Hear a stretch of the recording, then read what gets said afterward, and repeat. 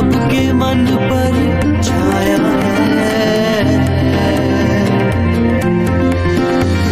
सुनता हूँ मैं हर पल लेकिन तुमने ये बतलाया है। सोच की कोई दिशा नहीं पर समझ की सुंदर काया है।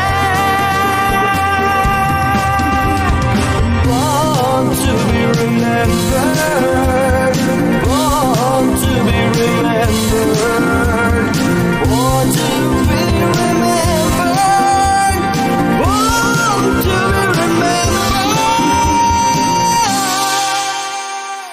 नमस्कार श्रोताओं, मैं संदीप भट्ट स्वागत करता हूं आप सभी का हमारे खास व पसंदीदा कार्यक्रम बॉर्न टू बी रिमेम्बर्ड में। नमस्कार, मैं हूं बबीता जैन। वैसे सही कहा संदीप तुमने। कार्यक्रम की शुरुआत से ही हमने हमेशा इस बात का ध्यान रखा है कि अपने श्रोताओं को हर उस शख्सियत से रूबरू करवाया जाए जिन्होंने अपने जन्म के साथ ही दुनिया को खुद पर गर्व करने का मौका देना शुरू कर दिया था।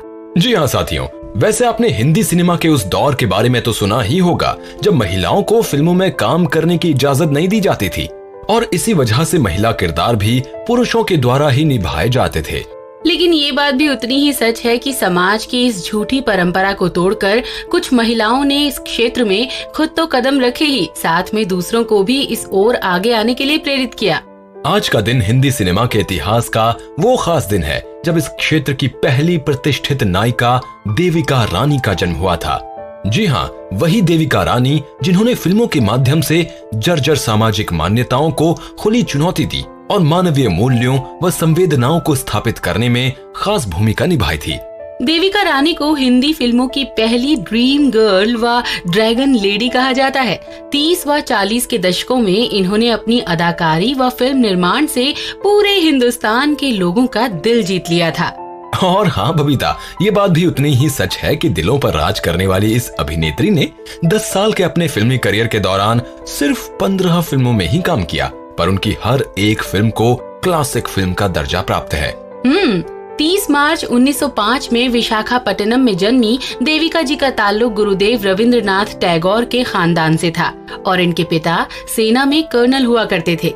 स्कूल की आरंभिक शिक्षा पूरी करने के बाद 1920 के दशक के आरंभिक वर्षों में देविका रानी नाट्य शिक्षा ग्रहण करने के मकसद से लंदन आ गईं और यहाँ के royal academy of dramatic art व रॉयल अकेडमी ऑफ म्यूजिक नामक संस्थाओं में शामिल हो गईं। संस्थान में इन्हें स्कॉलरशिप मिली और इन्होंने आर्किटेक्चर, टेक्सटाइल एवं डेकोर डिजाइन जैसे फिल्म निर्माण से जुड़े कई क्षेत्रों का अध्ययन किया और पढ़ाई पूरी होने के बाद फिल्मों में अभिनय करने का निश्चय किया। वैसे पता है बबीता, क्या यही वो समय भी था जब देविका जी की मुलाकात हिमांशु रॉय से हुई थी। वही हिमांशु जिन्होंने मैथ्यू एनॉल्ट की कविता लाइट ऑफ एशिया के आधार पर फिल्म बनाकर अपने आप को स्थापित किया था। बिल्कुल संदीप, बस पहली ही मुलाकात में हिमांशु रॉय देविका जी से इतना ज्यादा प्रभावित हुए कि 1933 में आई अपनी फिल्म कर्मा में उन्हें रोल भी दे दिया और ये प्रस्ताव देविका जी ने भी बिना देर किए स्वीकार कर लिया। 1933 में आई इस फिल्म ने देविका के करियर को एक खास मुकाम दिया और इन्हें अंतर्राष्ट्रीय स्तर पर पहचान दिलाई। सिर्फ इतना ही नहीं साथियों, कर्मा ही यूरोप में रिलीज होने वाली अंग्रेजी भाषा में बनी पहली भारतीय फिल्म भी थी। लंदन में कर्मा के विशेष शो आयोजित किए गए थे और विंडसर पैलेस में शाही परिवार के लिए भी इसका खास तौर पर प्रदर्शन किया गया था। And you did all this for me. For both of us. I want to make your father like me, and I thought that if we had a hunt and I could persuade him to lead it. Marvelous. ये खास मौका था Britain में शुरू होने वाले पहले television broadcast का। इसके बाद भारत में बीबीसी के ब्रॉडकास्ट के मौके पर भी इन्हें ही आमंत्रित किया गया था। वैसे ये वो समय था जब मूक फिल्मों का दौर समाप्त होने की कगार पर था और रुपहला पर्दा विकास की राह पर आगे बढ़ रहा था। ऐसे में फिल्मों में समय से आगे की सोच ने देविका रानी को भारत में कई बार आलोचना का शिकार भी बनाया, पर इन्होंने भी हार नहीं मानी और दिल से फिल्मी दुनिया के साथ जुड़ी रही। मुंबई आने के बाद देविका रानी ने हिमांशु रॉय के साथ मिलकर बॉम्बे टॉकीज की स्थापना की और फिल्म जवानी की हवा को प्रोड्यूस किया। फिल्म की सफलता के बाद देविका जी ने इसी बैनर के तले कई फिल्मों में अभिनय भी किया, जिसमें से 1936 में रिलीज हुई अछूत कन्या को सभी ने खूब पसंद किया।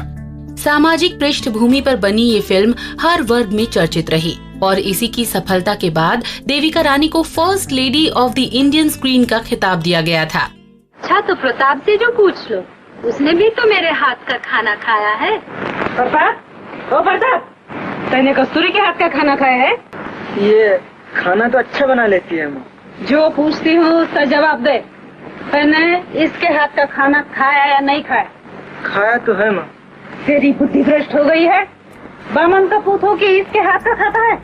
1935 से 1943 तक इन्होंने जीवन नैया, इज्जत, सावित्री और निर्मला जैसी कई सफल फिल्मों में बेजोड़ अभिनय किया और फिर 1940 में हिमांशु रॉय की मृत्यु के बाद बॉम्बे टॉकीज की देखरेख का सारा जिम्मा भी खुद ही संभाला। इस जिम्मेदारी को पूरा करने के दौरान देविका रानी ने कई नए कलाकारों को भी खोज निकाला, जिनमें से एक थे बॉलीवुड की ट्रेजेडी किंग दिलीप कुमार। देविका जी ने ही मोहम्मद यूसुफ खान को नैनीताल से मुंबई लाकर दिलीप कुमार बनाया था। 1940 से 1945 यानी करीब 5 वर्षों तक बॉम्बे टॉकीज का भार संभालने के बाद इन्होंने दूसरी शादी कर ली और फिर बैंगलोर जाकर बस गईं। इस शादी के साथ ही देविका जी ने फिल्मी दुनिया को भी अलविदा कह दिया और 1945 से 1994 यानी अपने अंतिम समय तक वो बेंगलोर में ही रहीं। वैसे देविका जी ने कम समय में ही फिल्मों से विदा जरूर ले ली थी, पर इनके अनगिनत योगदानों को अब तक नहीं भुलाया जा सका है। भारतीय सिनेमा में महत्वपूर्ण भूमिका निभाने के लिए ही इन्हें सिनेमा के सर्वोच्च पुरस्कार दादा साहब फाल्के पुरस्कार व कई दूसरे प्रतिष्ठित सम्मानों से भी नवाजा गया।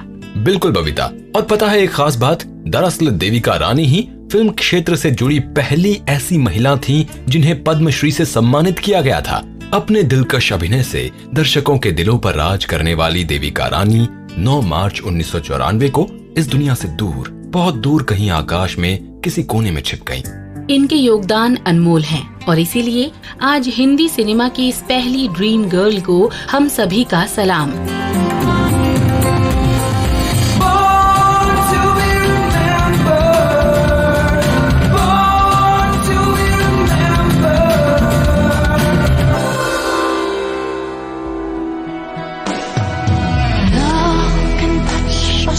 One time and last for a lifetime and never let go till we're gone. Love was when I loved you one true time. I hold you in my life will always go on. वाकई संदीप, इस गाने में आज भी Titanic film की जान बसती है। बिल्कुल सही कहा बबीता। टाइटैनिक को 11 ऑस्कर नॉमिनेशंस मिले थे और इनमें से एक नॉमिनेशन इसे बेस्ट सॉन्ग के लिए भी मिला था। वैसे पता है साथियों, आज उसी गायिका का जन्मदिन भी है जिन्होंने इस खूबसूरत गीत को अपनी जादुई आवाज से सुरों में पिरोया था। इस मशहूर आवाज की मल्लिका सिलीन डियोन का जन्म आज ही के दिन वर्ष 1968 में कनाडा में हुआ था। महज 18 साल की उम्र तक सिलीन डियोन 9 फ्रेंच एल्बम्स रिकॉर्ड कर चुकी थी और अपनी गायकी के दम पर फेलिक्स व जूनो अवार्ड समेत कई पुरस्कार भी अपने नाम कर चुकी थी। वैसे बबीता, क्या तुम्हें पता है कि कनाडा के इस अवार्ड को संगीत के क्षेत्र के प्रतिष्ठित ग्रैमी अवार्ड के समान ही माना जाता है? ये भी कोई पूछने वाली बात है भला। पर हाँ, एक बात जो खास है वो ये है कि सिलीन डियोन का अपना पहला इंग्लिश लैंग्वेज एल्बम यूनिसन 1990 में रिलीज हुआ था। हाँ बबीता, बात तो तुम्हारी बिल्कुल सही है, लेकिन ये भी कहना गलत नहीं होगा कि इंग्लिश म्यूजिक वर्ल्ड में इन्हें असली सफलता डिज्नी के animated feature beauty and the beast से ही मिली थी। बात अगर इनके बचपन की करें तो सिलीन डियोन 14 भाई बहनों में सबसे छोटी थी और इनका परिवार संगीत के साथ शुरू से ही बहुत करीब से जुड़ा हुआ था। दरअसल इनके पेरेंट्स ने एक सिंगिंग ग्रुप बनाया हुआ था और वो कनाडा में जगह जगह टूर पर जाया करते थे और कुछ समय बाद उन्होंने एक पियानो बार भी शुरू किया था। अब जब इतना कुछ घर पर ही देखने व सीखने को मिले तो बच्चे अक्सर उस राह को अपना ही लेते हैं। इसी के चलते 5 साल की उम्र में सिलीन डियोन ने पियानो बार में कस्टमर्स का मनोरंजन करने के लिए गाना गाना शुरू कर दिया था। Whatever songs that my family was singing, I was just singing, but they were my first audience. And you know, it's pretty fascinating because people thought that through my life, I started at the bottom and I just went up step by step, and right now it's like I'm on top of my gig or something like that. And for me, it's totally the opposite. And I still feel this way, that I started my life, my head in the clouds, dreaming about it. I mean, an international career and singing with Michael Jackson and singing in English as well, because I was not speaking English at all. And I really feel today that it's the opposite. I started right there dreaming about everything and coming down the steps one at a time with people reassuring me that, you know, whatever you see out there, whatever you hear, this is not reality. Show business is wonderful. We have a good time. And when it's over, the adrenaline is so high. It's like a drug. You have to be able, you surround yourself with the right people. And that's why I think those people who are my mom and dad, my sisters and brothers, Renee, and the people he has chosen through the years, they took me up this ladder. They gave me a helping hand to bring me back down and say, Céline, what you saw and what you did was wonderful. सिलीन Dion का ये सफर यूं ही चलता रहा और 12 साल की उम्र में इन्होंने अपनी मां के साथ मिलकर एक गाने को लिखा और उसे टेप में रिकॉर्ड करके famous manager and producer Rene Angelil को भेज दिया।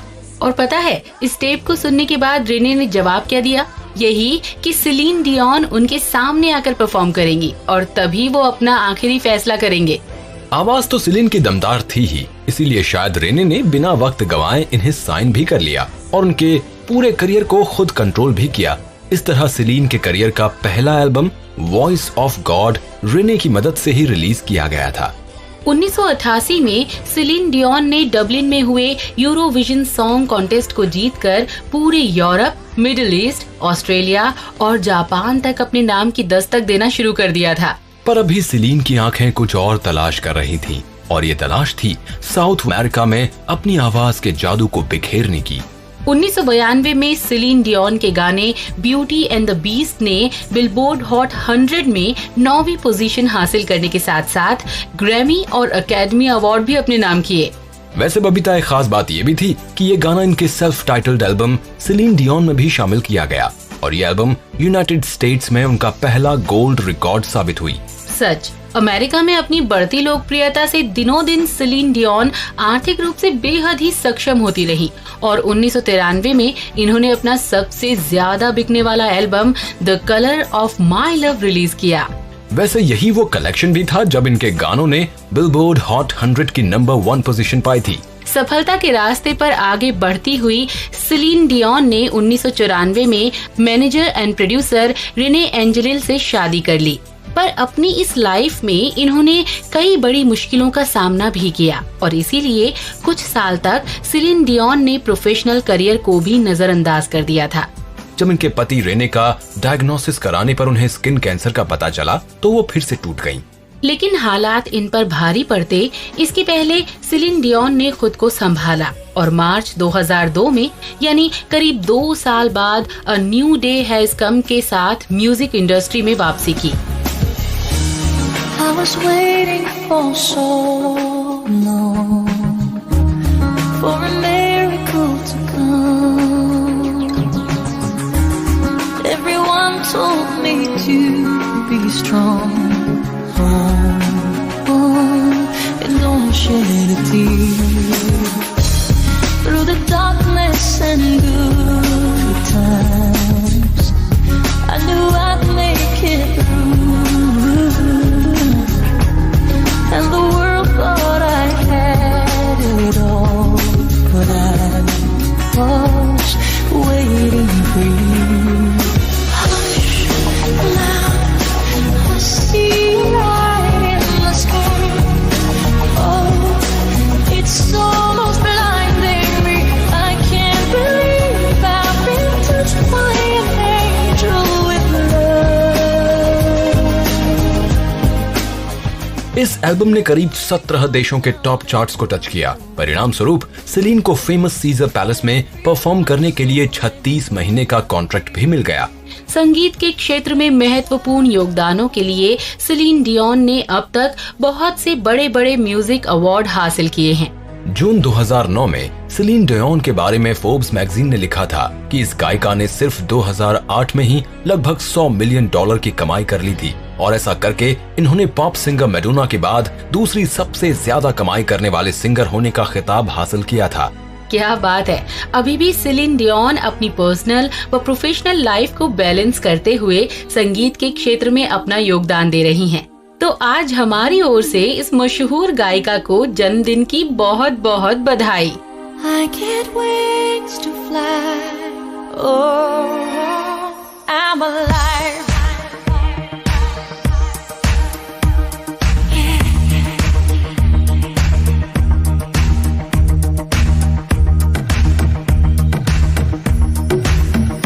When you call on me,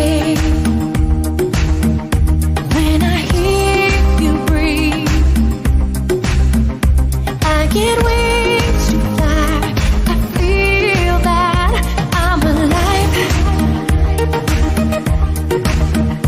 When you look at me, I can touch the sky. I know that I'm alive.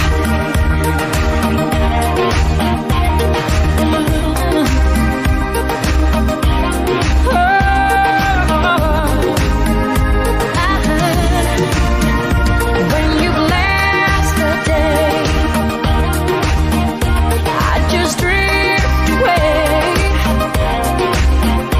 All my worries that I'm glad that I'm alive.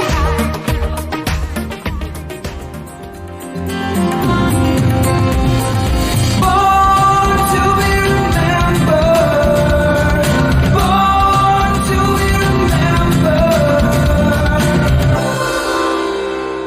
वैसे बबीता, आज का दिन music industry के लिए बेहद ही खास है। वो क्यों संदीप? अरे भूल गई क्या कि अब हम जिस शख्सियत से अपने श्रोताओं को रूबरू करवाने जा रहे हैं वो भी इस क्षेत्र से ही ताल्लुक रखते हैं।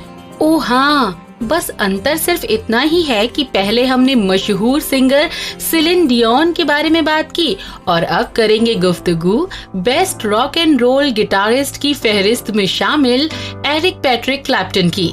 लैला, क्रॉसरोड्स व वंडरफुल टुनाइट जैसे कई एल्बम्स में बतौर सिंगर व गिटारिस्ट योगदान करने वाले क्लैप्टन का जन्म आज ही के दिन वर्ष 1945 में इंग्लैंड में हुआ था। क्लैप्टन की मां महज 16 साल की थीं जब उन्होंने अपने बेटे को जन्म दिया था, जबकि 24 वर्षीय इनके पिता बेटे के जन्म से पहले ही किसी और के साथ दूसरी शादी कर चुके थे।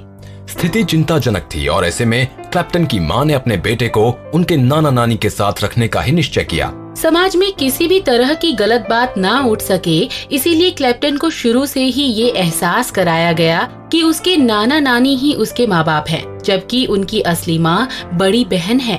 सिर्फ इतना ही नहीं साथियों, जहाँ जन्म के बाद बच्चे को उसके पिता का नाम दिया जाता है, वहीं एरिक पैट्रिक क्लैप्टन को उसकी माँ का सरनेम या यूं कहें कि नाना नानी का सरनेम क्लैप्टन दिया गया।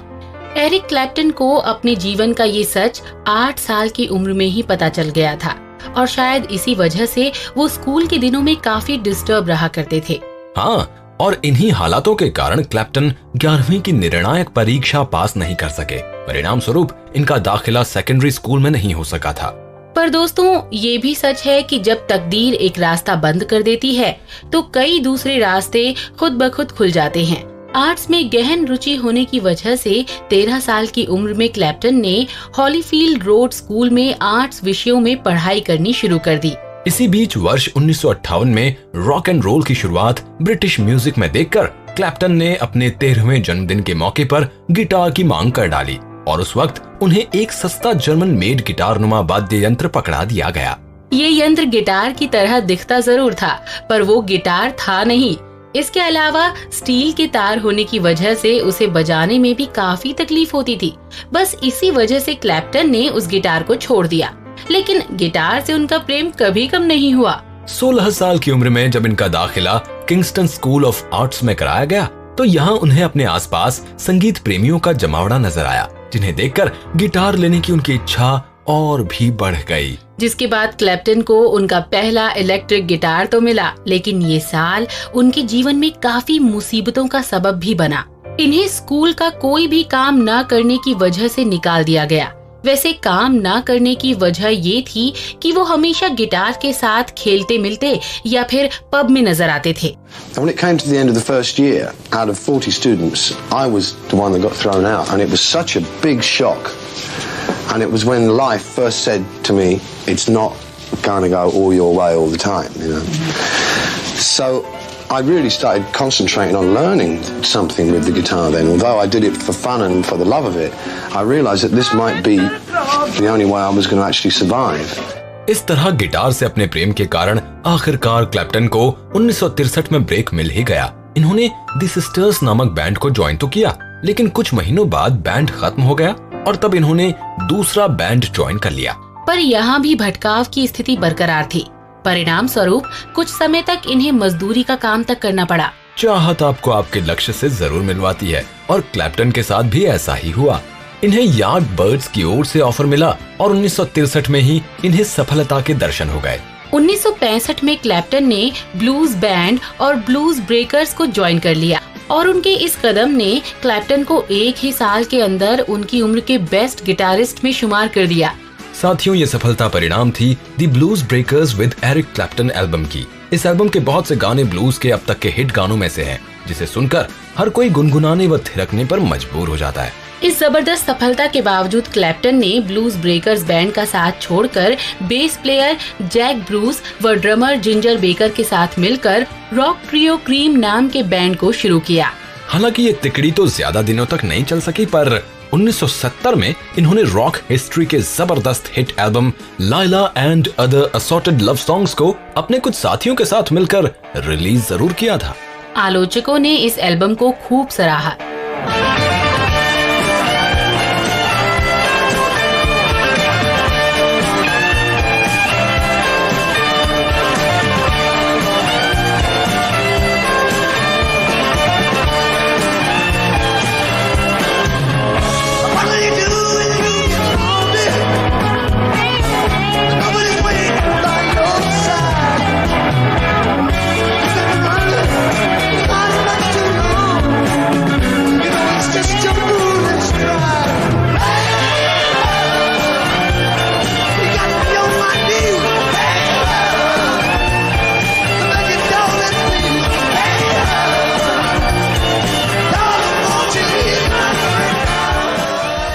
पर क्लैप्टन के अंदर की इच्छा अभी भी अपने सपनों को पूरा करने के लिए प्रयासरत थी। साथ ही 461 ओशन बुलेवार्ड के साथ अपना popular single I shot the sheriff release किया। इस सफलता के साथ ही अब क्लैप्टन का सोलो करियर भी आगे बढ़ने लगा था, और उन्होंने no reason to cry, slow hand, behind the sun जैसे कई सफल एल्बम पेश किए। वर्ष 1991 में एरिक क्लैप्टन के बेटे की खिड़की के बाहर गिर पड़ने के कारण मौत हो गई, और इस दुर्घटना से दुखी होकर ही क्लैप्टन ने बेहद ही खूबसूरत और दिल को छू जाने वाले गीत टीयर्स इन हेवन को कंपोज किया था।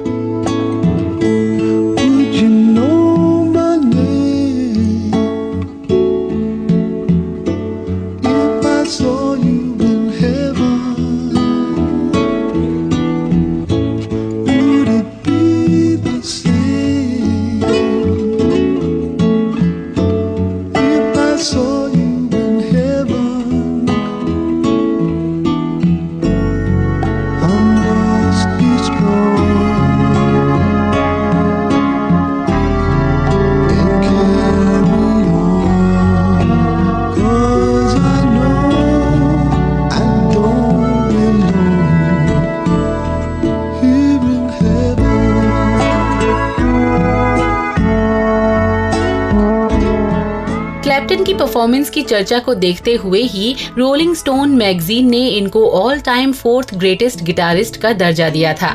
सिर्फ इतना ही नहीं बबीता, क्लैप्टन को उनके बेहतरीन कॉम्पोजिशन के लिए 18 बार ग्रैमी अवार्ड विनर और 3 बार rock and roll hall of fame का खिताब भी मिल चुका है। वैसे यही एकमात्र गिटारिस्ट हैं जिन्हें 3 बार हॉल ऑफ फेम में शामिल किया गया है। लगातार बेहतरीन संगीत देने वाले इस गिटार वादक ने बहुत सी परफॉर्मेंसेज चैरिटी के लिए भी दी थी। और अपनी सामाजिक भूमिका को निभाते हुए ही क्लैप्टन ने 1998 में क्रॉस रोड सेंटर नाम से रिहैबिलिटेशन सेंटर की शुरुआत भी की थी। एरिक क्लैप्टन के जीवन को 2007 में प्रकाशित उनकी आत्मकथा के जरिए आसानी से समझा जा सकता है। ये आत्मकथा इन्होंने अपने अनुभवों के आधार पर खुद ही लिखी है। आज इस प्रतिष्ठित व मशहूर गिटारिस्ट को हमारी पूरी टीम की ओर से जन्मदिन की ढेर सारी शुभकामनाएं। It's late in the evening. She's wondering what clothes to wear. She puts on her makeup and brushes her long blonde hair. And then she asks me, do I look alright? And I say yes. You look wonderful tonight.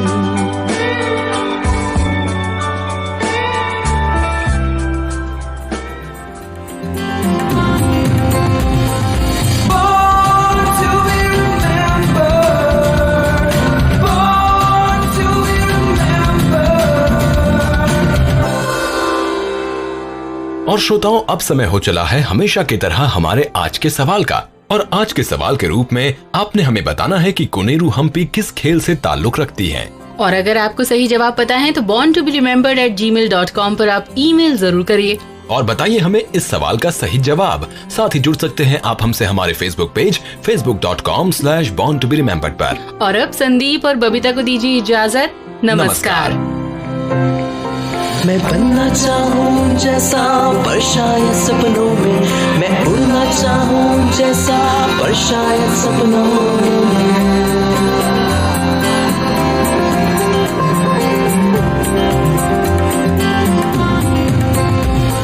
सपनों की है उड़ान, कांटे बन गए फूल समान, रोक न पाए वो मुझको मुट्ठी में मेरी है आसमान।